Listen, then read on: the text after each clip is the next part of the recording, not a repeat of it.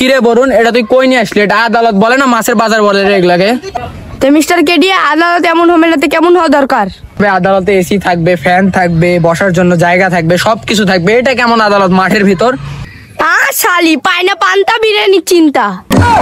চল ভাই, এটা তুই মাছের বাজার কাছে মানুষ বানাবো, চল। সবাই হ্যালো হ্যালো, তুই কে রে? তোকে তো চিনি না। প্রসিকিউটর, আমি হলাম কেডি পাঠক, নতুন নতুন উকিল হয়েছি। আমি আজকের এই কেসটা লড়বো, আমি জিতবো, তুমি হেরবে। সবাই সাবধান, জজ সাহেব আসছে।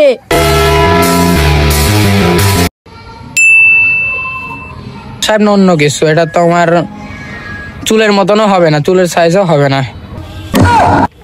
আরে বোটা থাম, এটা কিন্তু জজ সাহেব ভরে দিবে।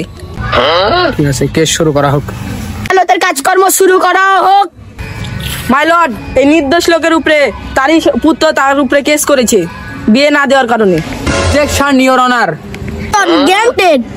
আমার প্রতিদ্বন্দ্বীদের প্রসিকিউটর সাহেব বললো আমার মক্কেল তার মক্কেলের উপর কেস করে দিয়েছে। সে কি জানে যে আমার মক্কেলের বয়স 45 বছর, অথচ তার পিতা, এই জালিম পিতা, দাজ্জাল পিতা তার বিয়ে দিচ্ছে না?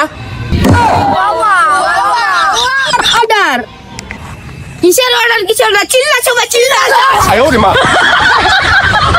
এটা কি আদালতের পরিবেশ? ওই বডিগার্ড যা, সারা রাত মারামারি করছিস।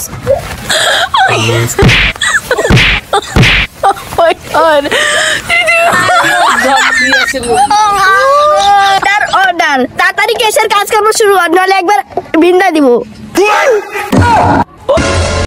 আমি আমার প্রতিদ্বন্দ্বীর মক্কেলের সাথে একটু কথা বলতে চাই। অনুমতি দেওয়া হলো। ধন্যবাদ ইওর অনার।